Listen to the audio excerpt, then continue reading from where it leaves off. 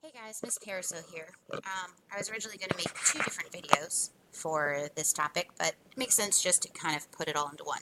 So we're going to talk about multiplying radicals, more specifically multiplying square roots, dividing square roots, and what's called rationalizing the denominator. Okay? Alright, so let's start with the easy stuff first. Multiplying radicals. So multiplying radicals, remember if I were to multiply 2x times 3y, it was okay that they are not like terms. I can go ahead and multiply the coefficients, and you multiply the variables by just smooshing them together. And yes, that's my technical math terminology. I gotta find my eraser here. Okay, alright, so the same thing for radicals. When we are adding and subtracting them, I cannot add them, right, or subtract them because they're not like terms or like radicands. So if that was that, I would be done. However, if I'm multiplying, I can go ahead and it basically, because of the product property of radicals, I can rewrite it like that, right? So this would really just become radical 10. And I'd want to ask myself, is this fully simplified? Okay, if not, I would have to simplify it. So if we take a look, the other thing is too, okay, sorry, backtrack there. If I have a coefficient in front, okay, you're going to multiply the coefficients together. If you're outside, you get multiplied. If you're inside, you get multiplied. But never the two shall cross paths there. So 2 times 3 would be 6. And then we have radical 2 times 5, which is 10. And just a shortcut, I know that this is simplified because this is prime and this is prime. And they can't be broken down any further as far as there's no twins within them. I didn't see any repeating numbers. Okay. All right. Other things to note that are important for radicals is that remember that a radical times itself. So if we apply, let me write that a little bit bigger for you. If we apply the rule of multiplying radicals, well, 3 times 3 is 9, and the square root of 9 we know is a perfect square. It's 3. Well, we can go back to when we are simplifying radicals and we said, hey, if we find a twin, cancel out the twin, and the other number escapes the radical, right? And we get a 3. Or just simply remember that squaring a radical, so even if I gave you something like this, squaring a radical basically results in the radicand coming out of the radical. So it would just be 7. Okay? And again, if you needed to support that answer about why, you could write it out as, oops, don't need the parenthesis there, square root of 7 times the square root of 7. Apply the product rule. You get 49. Well, the square root of 49 is 7. No more radical. Okay? Just be cautious for problems that look like this. You're like, oh, they're twins. One gets murdered and the other is fine. Again, if you don't have me as a teacher, you're probably like, what's this talk of murder? But remember, you still have to do the coefficients, though. That rule, the twins rule, only applies to the radicals. Okay? Because what's going to happen if we apply the multiplying rule, we get 4 times 4. Oops, sorry about that. We get 16. And then 6 times 6 is 36. So if I were to work it all out, okay, so that's really like saying 16 times 6, which is 96. So I don't necessarily need to show this step if I understand that the same exact radical times itself is just that number. Okay? So that's pretty much it for multiplying. Just remembering that, and just also one more thing actually, I guess. Let's say I had the square root of 2 times 3. Well, don't get tempted to say square root of 6. No, no, no.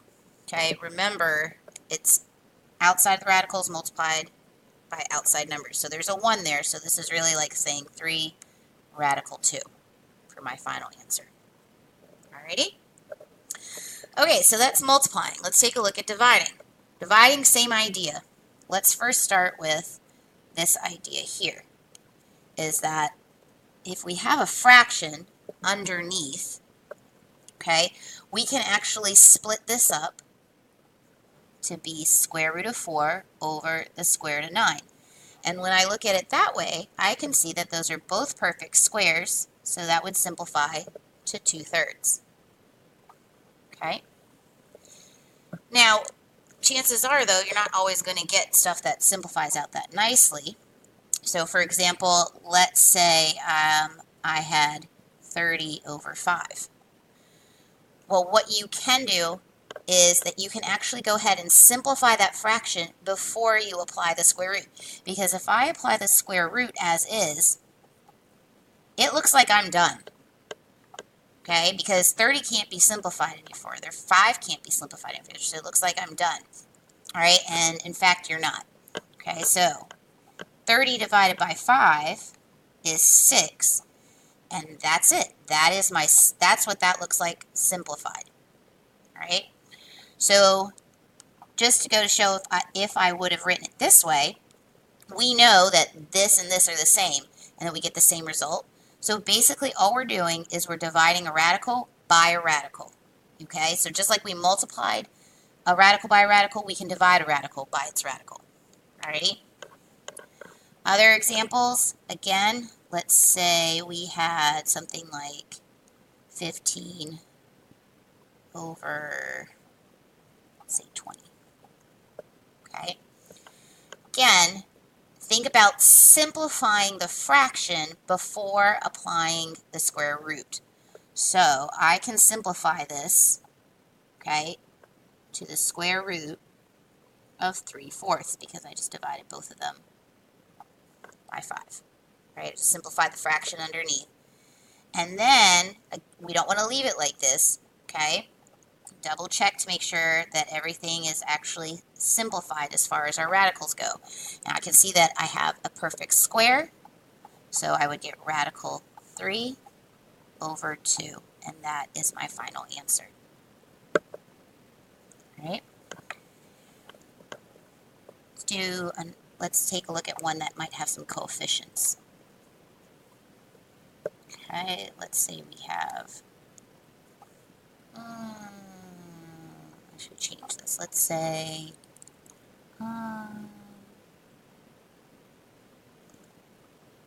just do 10. Okay, all right, so same thing. You are going to divide the coefficients. I don't want to say divide because we want to leave it in fraction form. So we simplify the fraction there. It might divide out nice and evenly. If not, you're going to leave it in fraction form, even improper fraction form. Okay?